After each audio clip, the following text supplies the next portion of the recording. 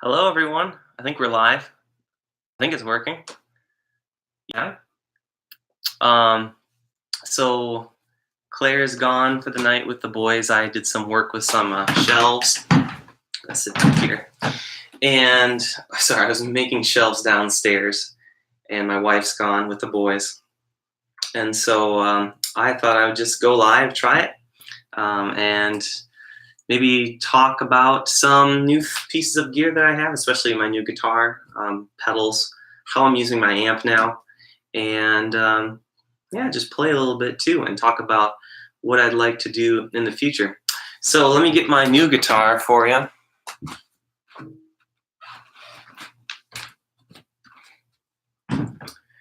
It is now in a previous video I'd said I wanted a Les Paul as a new guitar. I got a Les Paul style guitar. It is a Paul Reed Smith SE to Zach Myers. The reason why I went with this instead of an actual Les Paul, either an upper class Epiphone or a like a Gibson Studio, is the studios are just too much money for what they are, and I had known about Paul Reed Smith for a while and know that they make great guitars. And I was thinking about the 245 or doing like a S2 single cut that just had everything that I wanted. It was the S2 single cut's got the brass saddles, and it's got that proprietary PRS nut, and it's got that great fretwork and neck work that they're known for. And so I was thinking about that, but my budget was going to be short of that. So I found this guitar, and I think I had known about it before, but I was put off by the fact that it's a semi-hollow. I think it's only hollow in the top part here. But there are some advantages to having a semi-hollow. One, it weighs a lot less, and at lower volume, it is more resonant. So you get some musical feedback at lower volumes, which is nice. And it does have its compensated wraparound tailpiece, lower output humbuckers. I think they're only like in the 8 ohm, 8K range. Like there's less than an ohm difference between the neck and the humbucker, and they're both low output. So that means the guitar speaks well through the pedals and the amp that you choose. So speaking of which, get rid of this here. Speaking of which, last summer I put out some videos about how to use different pedals with the Bugera G5, and I've switched up my attack, or I switched up my way of using the amp. I'm just using the clean channel now, and I've gone to getting all the sounds that I need from the pedal board. And I've made a lot of exchanges too, and so I might show you those now. Let's turn this on. And so right now, what I use mostly, I don't use, when I go clean, I have a spark booster. I'm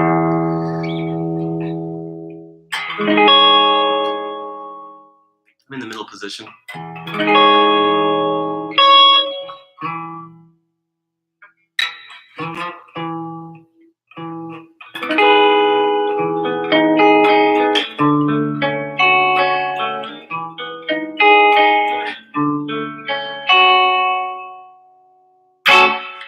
I use reverb from the amp, and I've got the spark set and just a clean setting, boosting both treble and bass. Gain's pretty low, levels at about 2 o'clock or so. So just give me a line level with more bass and treble. So to try to make the Bugera more like a Fender. And from there,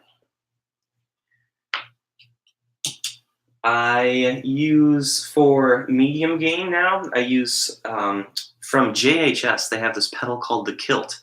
It is a crazy pedal because of the range of gain you can get from it. So you can do Like, it's got these 3 toggles: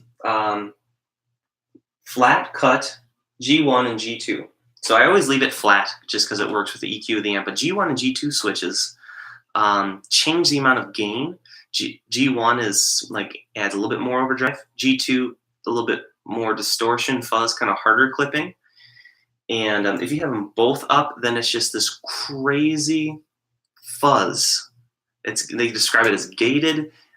It's almost like got a built-in noise gate. Like if you don't have any signal going through, it's just quiet as all get out. But when you are playing, it'll just sustain forever. So I'll try to demonstrate. This is with all the toggles down, and this is just a nice classic rock sound.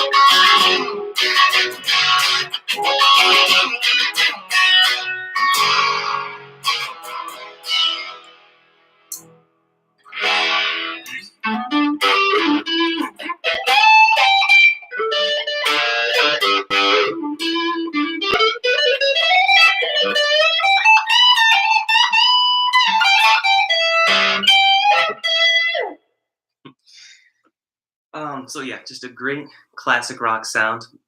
And then I've got it hooked up to this little remote that I made. So if I've got G1 down and I hit the remote, then I just get a little bit more sustain.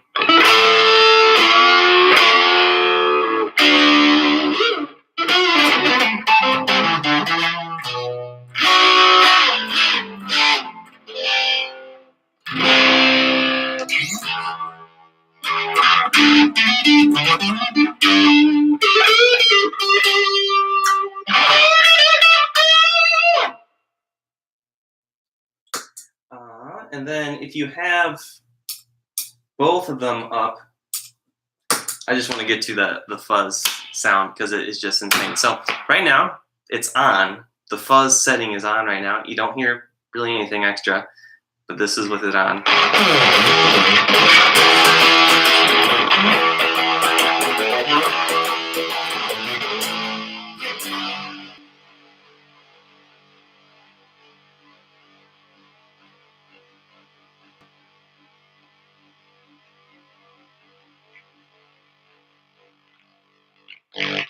There, you hear it get a little spitty at the end, but it's just so compressed, but it'll just sustain for days.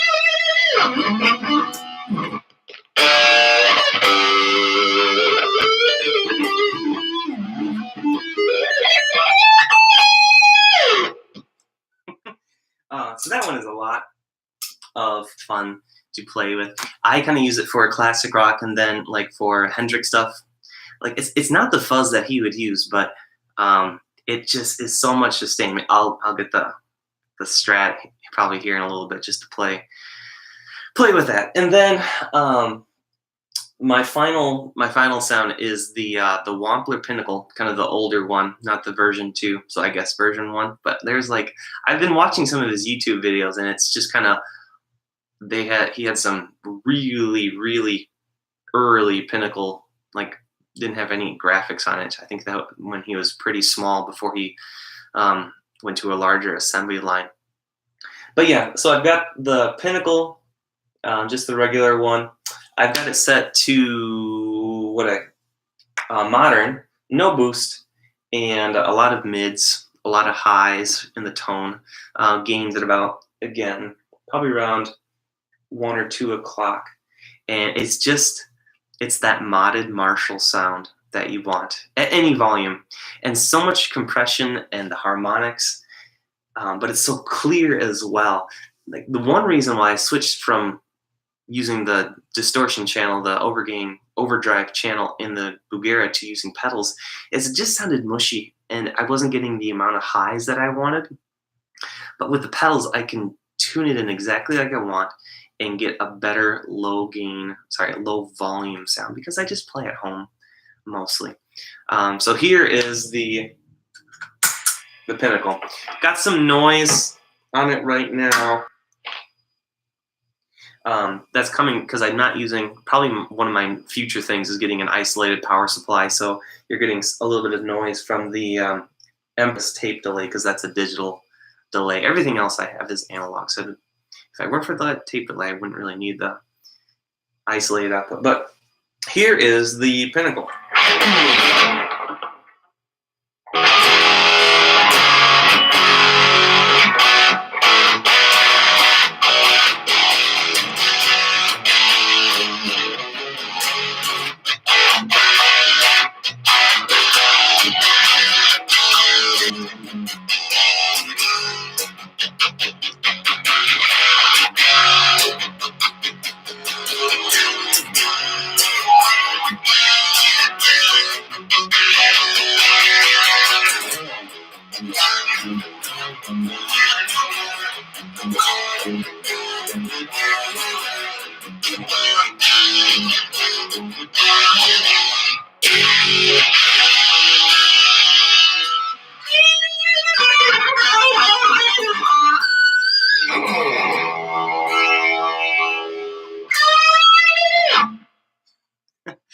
Yeah, this is a lot of fun to play. I'm going to get the Strat now. Bear with me. I'm going to get the Strat and try to do maybe a little bit Van Halen for you. But this guitar has just been great. I put 10 to 52s on it. The only work I had to have done that was a little annoying at first was when I put those newer strings on, they did not sit well in the nut. So I had the nut recut. But it just plays so well. I love the satin finish on the neck. Everything else, can't complain. It's a great looking guitar too. I get compliments on it anytime I have visitors over who are looking at it. I might do some, I have some interesting ideas to change the wiring for it.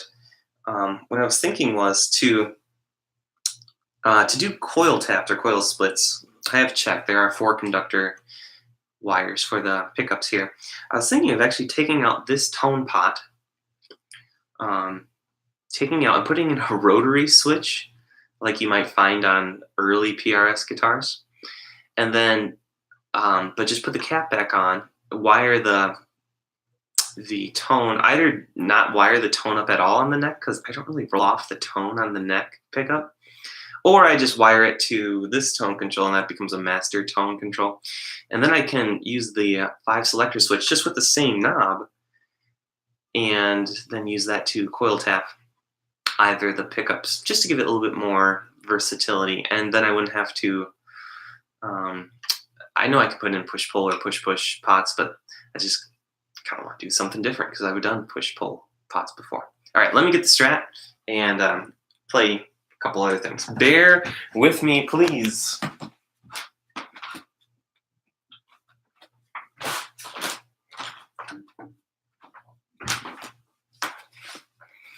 The only thing I've done on the Strat since I last saw you, which was like a summer ago, a year ago, new saddles, a little bit more sustained, heavier saddles, and then also a new nut, a Tusk XL, which is supposed to be like their synthetic ebony plus self-lubricating because I use the tremolo arm so much on this guitar. Yeah, if I were to get a 3rd guitar, which probably will not be for a while, it would probably be some type of Floyd Rose single humbucker shred guitar, probably. Either that's, my wife wants to get me a full hollow body, like a 339 or a or some type of Gretsch, and that would be kind of fun too. I've played those at guitar shops, and you just get a fun vibe for them. You play completely different on those than you would a Strat or a Les Paul style one. Let me take you back, and I'm just gonna play a little bit now. I think because kind of in my home territory, and I'm gonna start with, yeah, maybe just some Hendrix or Stevie Ray Vaughan, some you'll tell what it is.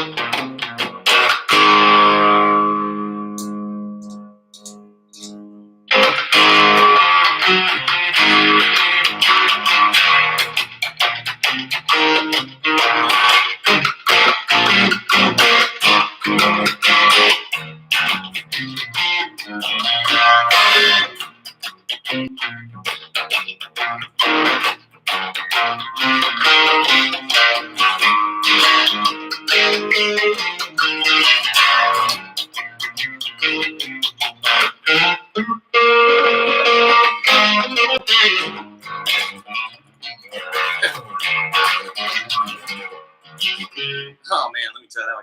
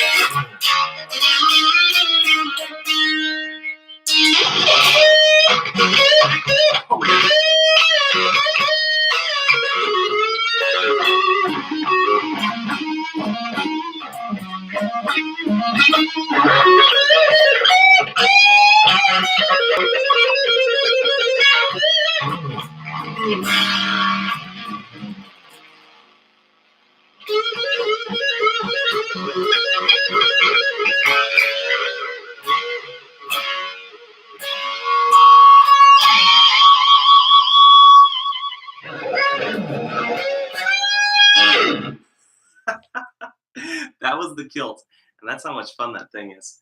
Oh man, I don't know if I have anything left in my fingers after that. Let's see. Let's find it.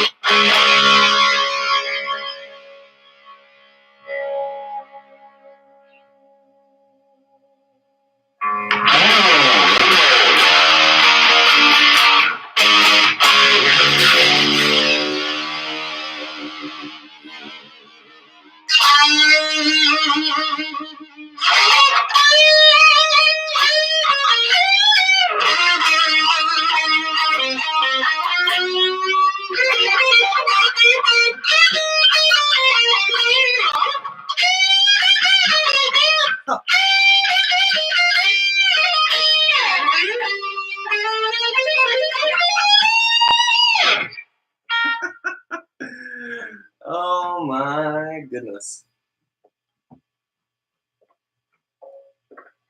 I don't know what I'm doing anymore. I'm just having fun.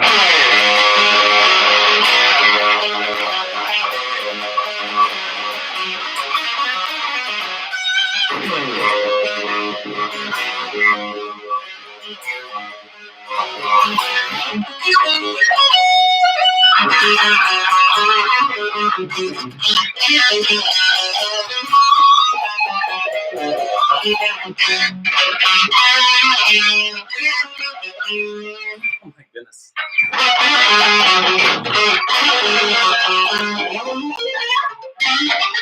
Cannot play.